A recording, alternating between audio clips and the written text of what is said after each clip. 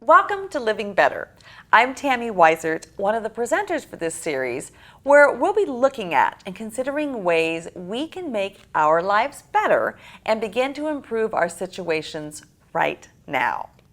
Living Better is a series of short lessons for women taught by a group of women, and as you can see, there are 4 of us here on the set.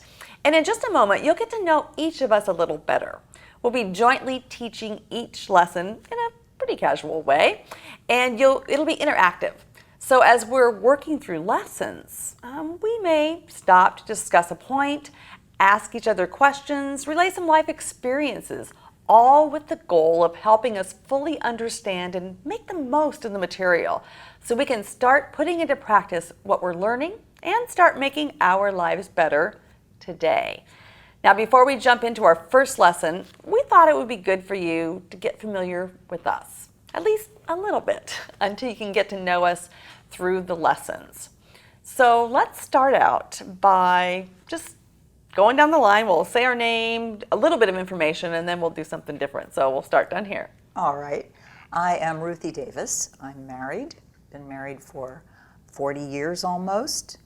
We have one son who's an adult, and we live in Pennsylvania. And I'm Deanna Slammons. I've been married for 20 years. I have 2 kids, a daughter who is 14 years old, and my son is 11. And I'll pick something I like. I like to write. I'm Tami Weisert. I am married to my husband, Jeff. We don't have any kids, but we do have 4 dachshunds and a parrot, so our house is a little different. I live in North Carolina, and I might like to write. We'll just leave it at that. I'm Kathy Soto, and I've been married to my husband for almost 20 years, and we have 5 children together and 2 foster kids and 2 dogs. And something I love Zumba. I love to dance. All right. Before we go on, we're going to do, those little icebreakers that we do at parties? Sometimes we're going to do kind of what we're called popcorn kind of icebreakers so that you can get to know us a little bit better. So I'm just going to throw it out there quickly. We'll start down here. Milk or dark chocolate? Dark chocolate. Okay, I'm milk. I like milk chocolate. I like them both. Well, I kind of like them both too. All right, so that's good. Ruthie, cats or dogs? Cats. Dogs or both. I'm really heavy on the dogs, but I like cats too. Dogs. Dogs. Okay, here's a good one. Favorite food? Kathy, starting with you. Anything dessert. I know, I'm kind of with you. Dessert. I have to have dessert after every meal, just a bite or 2. I have to have it. I really like seafood. I like Thai curry. It's called gang. Not gang. Gang. Okay, did you get that? Gang. Did I say it right? Gang. All yes. right, a couple more. Let's see, are you a morning or a night owl? Morning person all the way. Night owl. I am a night owl all the way. Morning all the way. Morning. Oh, okay, and last one. If you could live anywhere in the world, where, Kathy? Somewhere warm, but not near the beach. What? I don't like tsunamis, and I think about tsunamis. I'm thinking warm and not the beach. Yeah. Okay. But not too close to the beach. All right. For me, definitely warm and definitely by the beach. I'm a scuba diver. That is one of my favorite things to do. So yeah, beach. I could see myself retiring and living in Jamaica. I just like the water, just so I can see it.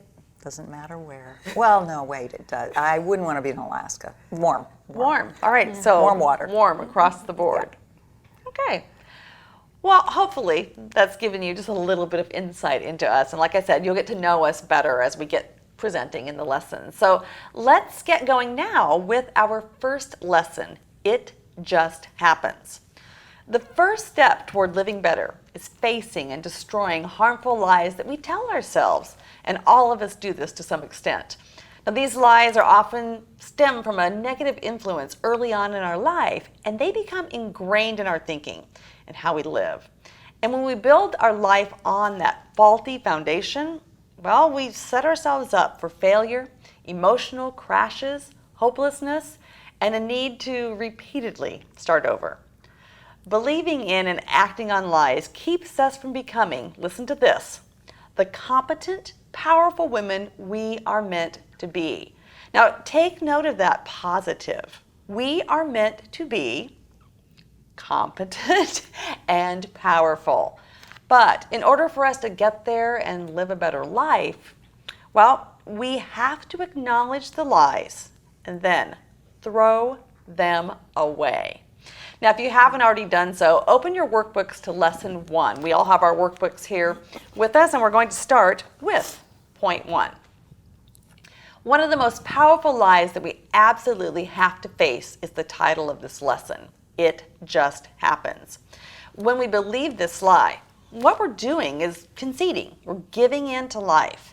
In other words, we're accepting life as it is instead of stepping up and taking action to change those things that are negative. So, what's reality? Reality is that we are the primary and key player in our own life, and we can choose to respond and impact every circumstance in our lives. Now, remember, we're meant to be, I'm going to keep repeating this, what? Competent and powerful women. All right, Deanna, tell us some more. Sure. So when we accept the lie that it just happens, we fail to develop the richness of our own internal world. We ignore our thoughts, our feelings, and as a result, we miss out on developing them in order to live better. We aren't just physical beings. There's an entire internal world that exists, our emotions, our spiritual selves, our mental selves, and if we're not careful, we can close out that very important part of ourselves that really matters. There's quite a few things that happen when we accept this lie. Point number 1, it produces a sense of hopelessness because we deny our ability to impact our life's outcome and we ignore our need to change. I can remember a time where I felt hopeless, numerous times where I felt hopeless growing up without parents of my own. I don't have very many memories of either of my birth parents. Times where I was in college, I can remember having to really depend on myself. I was very independent and I had run out of money and I thought, my one dream that I had was to finish college is going to come crashing down. I felt so hopeless and wasn't even sure what to do about that. Different times in my life where I've lost people and I didn't respond the right way to my circumstances at all. And I just felt like I was left to circumstance. Oh, well, this is just life. And that's not true. The second thing that happens when we believe this lie is it leads us to dependently look for someone to make our life better, which often can make things worse. Has anybody ever experienced that? Well, that just throws me back to my junior high and high school days. For some reason, well, probably because I felt like I really didn't have any control over my life, which I didn't. I needed a boyfriend. I just had to have a boyfriend all the time. So I went through them like that. I did. And I broke some hearts and I made things worse by my dependence. And I still think back and I feel guilty about it through several of those guys. I do. Yeah. And it's just because I can only say I very much felt like life was just happening to me, and it was the only way that I could kind of balance things out is to have a guy all the time. Interesting. It kind of reminds me of, the whole lie, and even points 1 and 2, really the word that comes to mind is victim mentality, because you feel like you're out of control, like life's just coming at you and you don't have it. So, okay, here I am, run over me. Kind of that mindset, when really that's not true at all, but it's easy to slip into that thinking. Yep. Absolutely. I'm on point 3. This lie holds us back from learning how to control our emotional responses. It holds us back from learning how to soothe ourselves during times of emotional agitation or even develop a frustration tolerance.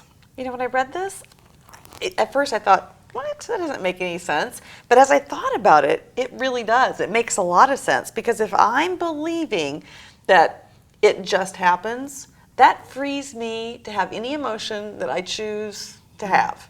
Whether it's drama, whether it's pity, whether it's sadness, because true. yeah, I hadn't. It took me a while to get there. I was like, Yeah. I didn't understand it as I thought about it. I'm like, no, that is true, because then I can just do whatever I want There's no to. accountability. That's correct, to whomever I want. Oh well, because life just happens to me. It just happens to you. So I'm going to act out how I choose. Wow. Yeah. Well, we want to dispel that lie. Yes, we do. The other thing that happens when we accept this lie is point number 4. This lie causes us to miss out on trusting, supportive relationships because we believe that others will hurt us. We always have our guard up. I did grow up since I grew up in boarding school away from my parents probably 9 months out of the year, and left from the time that I was sent from the time that I was 6 years old. And we didn't have the kindest dorm parents all the time. We were punished more often than we should have been. We were just kids.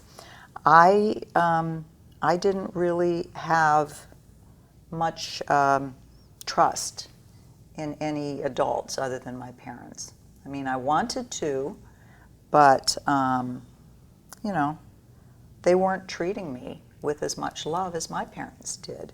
And so when the good ones came along, and there were good ones, I probably missed some of them, just missed even seeing the goodness in them, because there were several that were really not good. And it colored the rest of my world. Yeah, that's true. Kathy's going to share a few more things that happen to us when we accept this lie. Believing it just happens makes us self-centered. Our fear of being hurt takes precedence over learning how to genuinely love others. Believing it just happens creates in us a self-centered mentality that does not model love toward others. We are so afraid of being wounded that we avoid getting close. Self-centeredness puts all the focus on me, my needs, my wants, my desires, and my hurt. Selflessness moves us beyond our own needs and wants and pain to learning how to develop an attitude of perseverance so that we can learn to genuinely love others. Believing it just happens. Number 6, allows certain events to have the power to define us beyond what is reality. One of the lies I believe was that because I was sexually abused, I was damaged goods.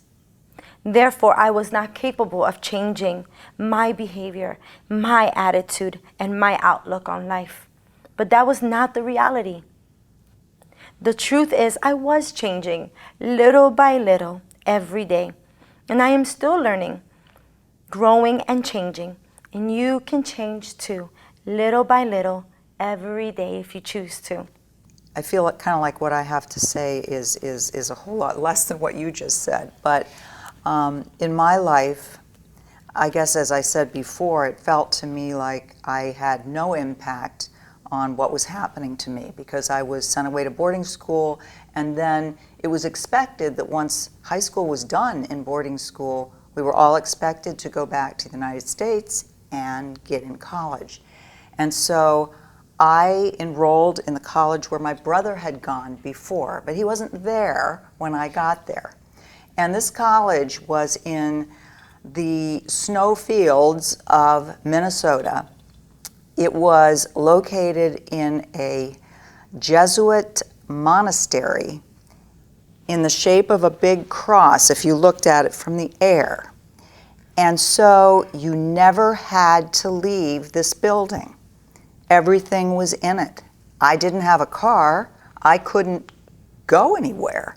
So it was all there, classrooms, dorm rooms, chapel, all the, eating, everything. And I was used to living in Southeast Asia where there was sun. I had a suntan. It even bleached my hair blonde because just that's Asian sun. I got into this building, and within about a month, my skin was very white and pasty. My hair had turned brown. I looked at myself in the mirror and I thought, what has happened to me? These events are defining me in a different way. And I began to eat anything I could get my hands on.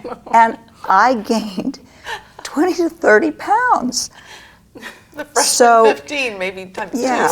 So I could have had some power over that, but in my mind, I was stuck. I would never get out. Winter would never end. And I was just going to eat everything I could find.